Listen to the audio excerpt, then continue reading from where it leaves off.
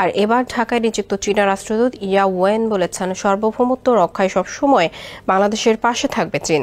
বাংলাদেশ ও চীন সম্পর্কের 50 বছর পূর্তি উপলক্ষে বৃহস্পতিবার Bangladesh institute of international and strategic স্টাডিজে আয়োজিত এক সেমিনারে কথা বলেন তিনি। ভারত পাকিস্তান বর্তমান যুদ্ধের যে প্রস্তুতি, সেটা বাংলাদেশের উপরে কোনোভাবে পড়তে পারে প্রভাব, যার কারণে বাংলাদেশ কিন্তু সেই প্রস্তুতি নিয়ে রাখছে।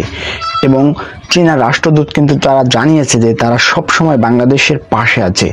যদি চীনের মতো একটা পরাশক্তি দেশ বাংলাদেশের পাশে থাকে, তাহলে অন্য কোনো দেশ সহজেই আক্রমণ করতে পারবে না, একটু হলেও ভয় পাবে। আর যদি আক্রমণ করেও থাকে, তাহলে চীনের সাথে সামরিক একটা চুক্তি করে বাংলাদেশ কিন্তু সেটা রুখে দিতে পারবে। অনেকটা সেরকমই বাংলাদেশ এখন পর্যন্ত কোনো দেশের পক্ষে যায়নি, সেটা পাকিস্তান বলেন আর ভারত বলেন। বাংলাদেশ এই মুহূর্তে কোনো দেশের পক্ষে যেতে চাচ্ছে না, কিন্তু বাংলাদেশে কোনোভাবে যদি কোনো ধরনের হঠকারিতামূলক আক্রমণ চলে আসে, তখন বাংলাদেশ সেটাকে প্রতিহত করার জন্য সর্বদা প্রস্তুত রয়েছে। 16 কোটি মানুষ, আপনারা বাংলাদেশের পাশে থাকুন।